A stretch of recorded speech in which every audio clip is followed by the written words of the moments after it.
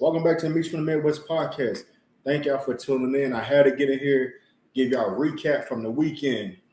NBA trades, NBA rumors going down right now. The boxing events between Boots, Ennis, and Zayas. What else we had? The B2K and Pretty Ricky battle. I'll be brief on that. And the other thing I want to get into was the WWE Night of Champions. First, let me start with the Boots versus Zayas. What a great matchup. Let me get back to it. My bad. Where did it go? First off, on this card, the other fight was Ben Whitaker versus the Popeye Cat, whatever the hell his name was. He was really not worth mentioning because I knew he was gonna get his ass whooped. They would say this Popeye Cat had some power. I ain't see it.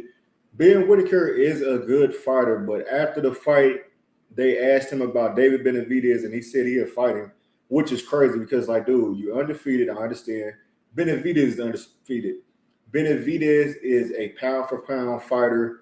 He's not no easy win. He's going to beat the hell out of Whitaker if they do fight. So if I'm Whitaker, I will continue to work the rankings, get you somebody, fight somebody in the top 15, top 10, 5. So you probably like 3 or 4 more fights before you get to Benavidez if he ever takes you serious, because I don't think he sees him as a threat. The one thing I can say about Whitaker is that he stopped with all the showboating for the entire fight. Like, he slowed down on that, so that's good for him, because when he did it one fight, Buddy got on his ass and it ended up a draw because it seemed like he didn't want to fight no more. But overall, solid win for him. Now, the main event was Boots Ennis going against Zayas for the WBO and WBA or WBC belt. It was for 2 titles at 154. Boots, he had a fight on his hands. Zayas came out the first round and got dropped. I think he's a little overhyped, moving in a little too fast, and Boots caught him. And then the third round, Zayas was putting a beating on Boots, but he was able to survive the round. His legs was gone. He's looking like Bambi out there. You always know when somebody getting their ass whooped, they like this, and their legs just going crazy. And Boots, that was the first time we seen him in trouble like that. But as the heart of a champion and the fighter that he is, he was able to turn it back around and pull off the win in round 7.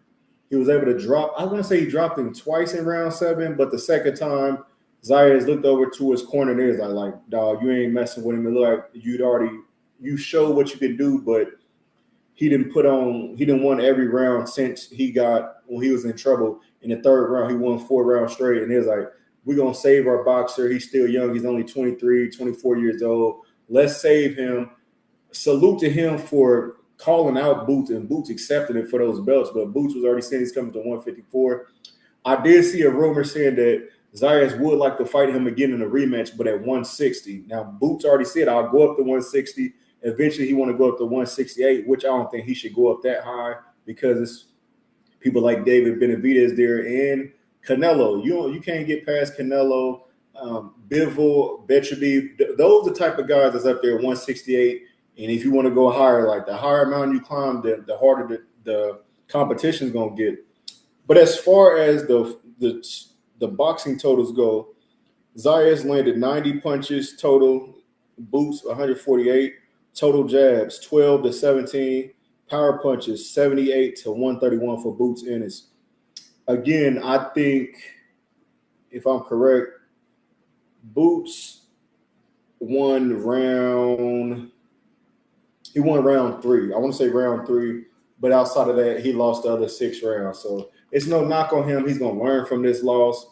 He's only going to get better if he goes to 160. That's a light division where ain't too many people that stand out. He can go collect belts because he is that good. He just not on Boots' level.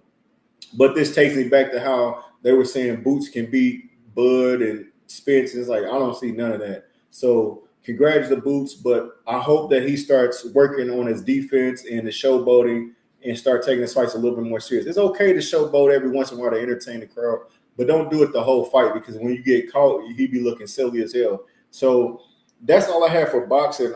I'm not sure if there's any boxing coming on this week. I'll get back to y'all on Friday. If so, I'll talk about it and make a prediction. But as far as boxing goes, that was the big fight. Another fight was Santos versus Venezuela. Jose's Venezuela. They fought on Zuffa last night, and Venezuela got the win. He won by knockout in the second round. It was on revenge tour because he lost the previous fight by knockout. He was able to get it back and win that. So salute to him. That's all I got for boxing. The next thing I want to get into, let's get into the WWE Night of Champions. What a crazy night, ending with a big shocker that nobody saw coming. The night kicked off with Obafemi versus Jey Uso.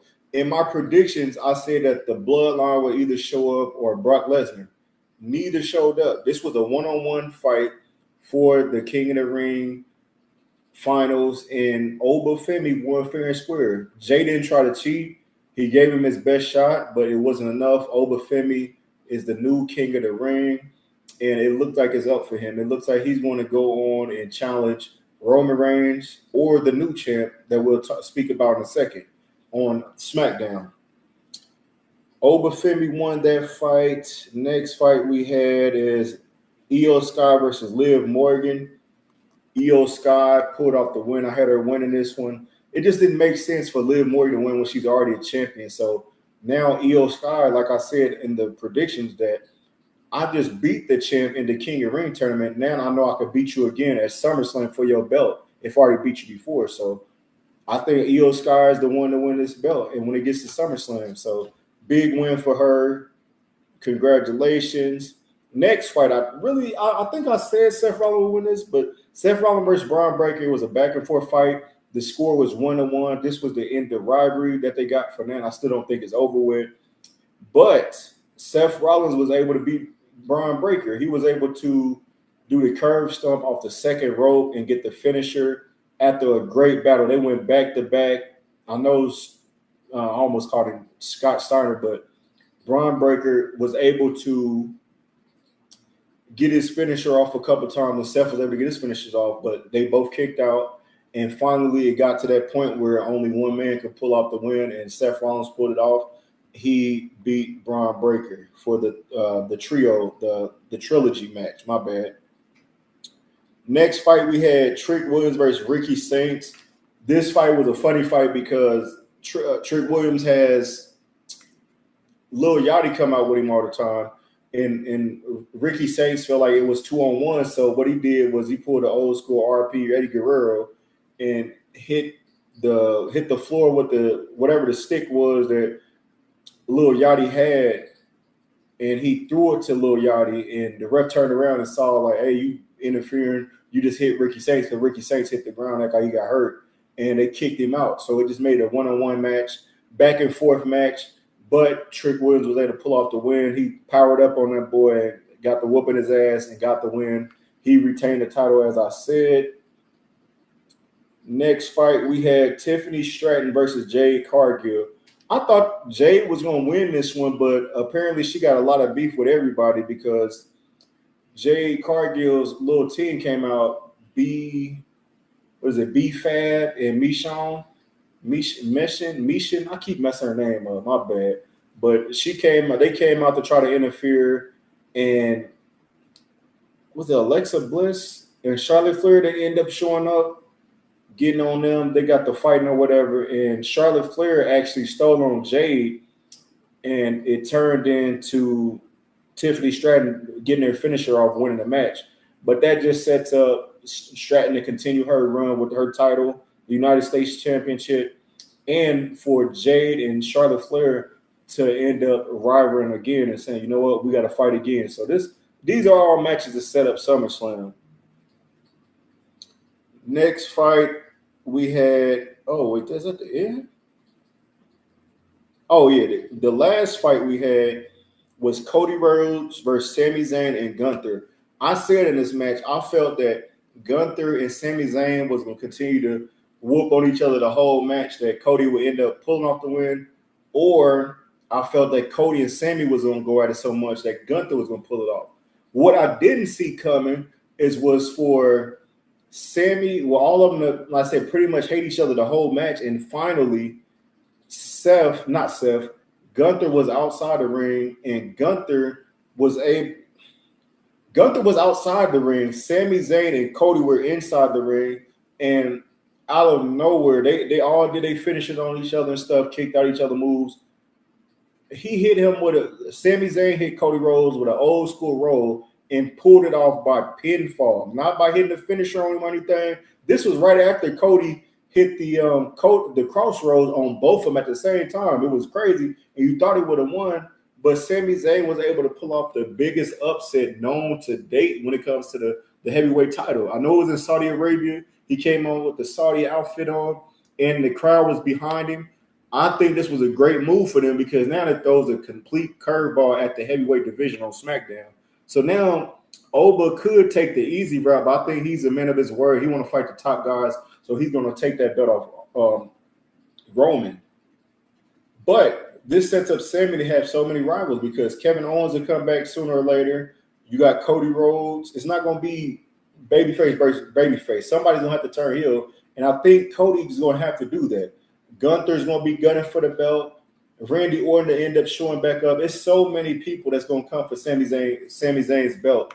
But overall, I couldn't believe that he pulled off the win. Salute to him. He's been trying to get that main title for years now. I think for 10 years, he's been trying to get an opportunity. He's fought everybody, and they said on the 10th time for that title, he finally won. So usually his third time is a charm. It took 10 times, and he pulled off the win. That's all I got for WWE. Night of Champions was a great night. It was some very solid matches. Raw is on right now. I'll give y'all, I don't know what's going on with Raw. I just seen something about Brock came out to try to attack Oba Femi. So that's look like it's setting up SummerSlam. That just leaves. If he won the King of the Ring, why did he win the King of the Ring if the first thing he don't do is challenge Roman Reigns? So I'm going to go check that out and see what's going on. But SummerSlam will be here within the next month. So I think next month, mid-July or something like that. So overall, Night of Champions was a great watch. Like, share, and subscribe to the Mechee for the Midwest podcast for your latest updates on WWE. Next thing, let's get into this goddamn B2K and Pretty Ricky. I was one of the first people that I said you can go back and look. I said B2K had no chance against goddamn Pretty Ricky. To me, it was like Kids Bop Music versus BET Uncut. If you had BT, you would know the Kid Bop's commercial come on every other channel, and it's Kid Bop. It's like little boyfriend girlfriend music, and then you got the grown folks music on BT Uncut, and that's exactly what this was. Overconfident and cocky Omarion with his group that he pretty much turned his back on and stopped fucking with for years because they wanted him to go solo so bad. He had a great career as a solo, but then it's like you left your homies behind. Then one of you and your boys get the messing with your baby moms, and then everybody else, y'all all fall out or whatever. But it was good for the culture to see them back together. But Pretty Ricky's had other plans, and they didn't even show up with all four members. One member is been battling a heroin addiction. I think his name is Slickum or something like that. Slickum High or something. Slickum Hand, something like that. But he is battling the heroin addiction, and Omarion took a shot at him. This was after they was like down like 12-0, honestly. But it was like he was looking for some bullshit to start because he was so mad because the whole battle, Pleasure P was like, y'all ain't did one solo, y'all ain't singing or nothing. And Pretty Ricky, every time they got to the end of the song, they'd break the song down and be rapping it or singing it without the instrumental playing, well, just the instrumental playing, so you can hear like we are actually singing our songs. Omarion is the lead for pretty much every song. They had a couple songs where each member was the lead on a song, and it's like, damn, I don't remember hearing none of them songs. Y'all was probably rapping Omarion part. Y'all was just rapping it in y'all voice or something. But as far as the scorecard goes, it was 18-0, 17-0. Just to be quick, the round by round, I'm gonna say B2K song first. B2K first, Grind With Me. Pretty Ricky won 85%. Versus Your Body. Pretty Ricky 75%. Gots to Be versus Juicy 66%. What a Girl Wants, Shorty Be Mine 72%. Sleeping, Playhouse 72%. Bada Boom, Love Like Honey 69%. Why I Love You, Nothing But a Number 64%. Everything, Get You Right, 60%. Would You Be Here, Push It Baby, 69%. One Kiss, Up and Down, 69%.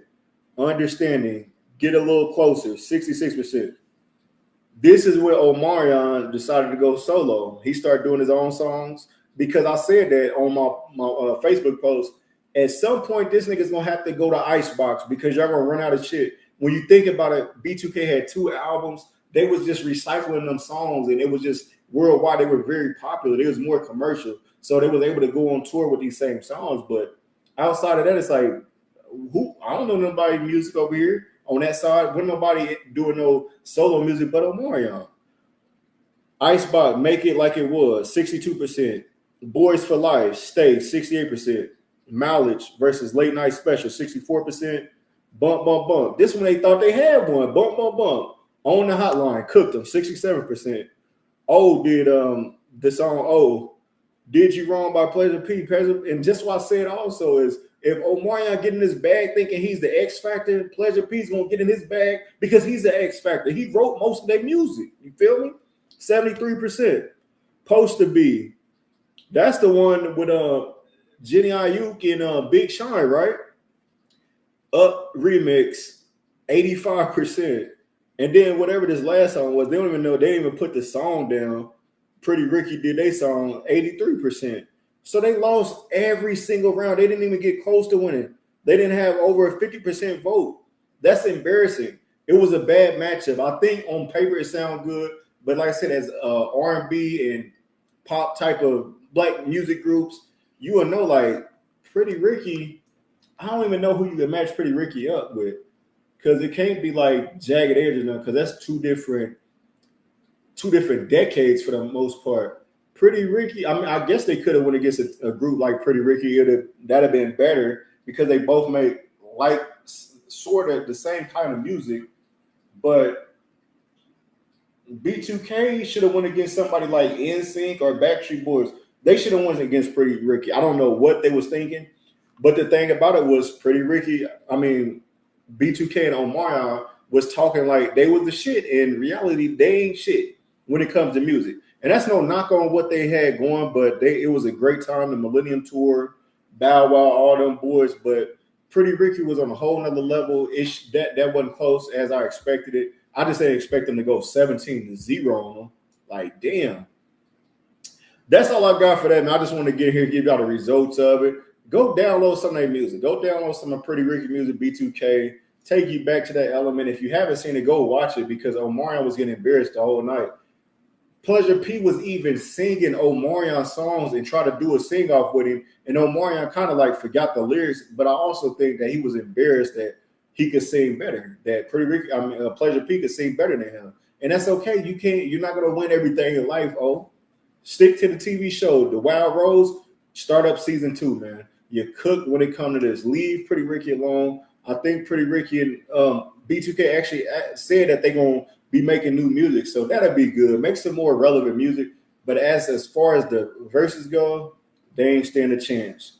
That's all I got for the music portion of this. Let me go ahead and wrap this up and tell y'all about these major blockbuster trades that's been going on in the NBA. If you've been living on the rock, we had a few trades over the week. We had LaMelo Ball going to Minnesota. LaMelo Ball and Josh Green traded to Minnesota for Nas Reed, unprotected first-round pick, and a series of pick swaps for second round picks. Who won this trade? I think Minnesota will be better because the team they got already, this gives you Ja, Anthony Edwards, McDaniels. They need a power forward because they traded Randolph, and then they have Rudy Gobert, which I think they need another big. So they need a couple more bigs and some bench players to go with this team. But as far as Charlotte goes, Charlotte gets Nas Reed. He's over there. Nas Reed, Knuppel, Kobe White. They got a young team that they got to build up. So I think Minnesota won this trade for the time because they'll be able to compete better. They finally got a point guard. They just got to go get some bigs that can scoring big. Another power forward that can score, that can help out not Ja, but help out AE and LaMelo Ball. We already heard about the Giannis trade. Miles Bridges got traded from the Charlotte Hornets. He's going to Phoenix for 2027 second round pick. No, Bridges in a first round pick in a second for 2029 and 2027 for Grayson Allen and Royce O'Neal in a 2033 first round pick. I think this helped Phoenix out because they already got Green over there. They got Dylan Brooks. Who's a big over there? Mark Williams. They got some nice little pieces. I think Bridges fits in with them. Just another team that can compete for the play-in, but I think they'll be okay. Kawhi Leonard, there's rumors that he's getting traded to Toronto, leaving the Clippers. LeBron and AD, they're trying to get LeBron and AD to go to the Warriors. These are rumors right now. Draymond just declined his player option. That gives them room to get LeBron and AD and for Draymond to come back at a lower rate. Sacramento traded Devin Carter for a second round to Atlanta. Just another piece, another bench player, a decent bench player. And the other news was Ja Morant has been traded from Memphis Grizzlies to Portland Trail Blazers for, who was there for? Jeremy Grant and Murray. I can't think of Chris Murray. I think Chris Murray or something like that. But Ja going to Portland, it sounded like a setup at first, but one of my homies just hit me up and was saying like this might be a move for them to get goddamn Jalen Green there. They already got a big. They got Klingon. They got the Denny dude to play power forward. They need a 3. If you get Jaylen Brown, you got Ja and Dame running. Y'all can run small, and then y'all got some bench pieces. They'll be in there. I won't say that they'll be a top team in the Portland, the West. I think Portland is the West. Portland in the West. I think Portland is the West. They can make the AC. They can be one of them low teams like playing, but if I think John needs to be somewhere like Portland because this ain't a big city where black people at. You got Dame there. Dame is not a hothead. He's a vet that John needs. John hasn't had a vet on his team that can keep him under control. When he was in Memphis the first time, he had Steven Adams. Once they got rid of Steven Adams, you had Jaren Jackson, Dylan Brooks, Desmond Bain. Those are dudes that were just hotheads and just doing whatever John did. And John just took it as like, I can do what I want here. And he messed up his bag. For him to get traded for a player that comes off, 2 players that come off the bench is crazy. I know Grant started sometimes, but he wasn't a legit starter as of these last couple of years, I want to say. And it's just crazy to see the stock drop so high on Ja. This is the chance for him to redeem himself. Get over to Portland, learn from Dame, and y'all ball the hell out, and y'all become a dynamic duo and play with the players y'all got, and hopefully y'all can make it to the playoffs and make Portland a winning team again. Not saying they'll be in the championship or anything like that, but they can compete. That's all I got, man. I can't believe they got rid of my boy Ja. I'm going to be talking about that for a while. But I actually hope they get Jaylen Brown because it seems like Boston has given up on Jaylen. And if that's the case, Jaylen, go to Portland and y'all become a team and y'all can be a contender with the people I just named. So that's all I got, man. I just want to get in here and give y'all a quick recap of what's going on. I will catch y'all Friday. Remember, Return to Stock, man. He will be here on Friday to teach y'all stocks, the basics of stocks and how to get started so you can be the first millionaire in your family bloodline. We got some music. We got some TV shows and movies I want to talk about. Anything else pop up, y'all hear about it on Friday. That's all I got. Thank y'all for tuning in to the Meet You from the Midwest podcast on Facebook, YouTube, and Instagram. Let me know what y'all think about the new template. Should I go with this one or should I go back to the other one? I'm going to just start trying templates every month or two and just see which one sticks and gets the better vibe. So that's all I got for y'all. Catch y'all on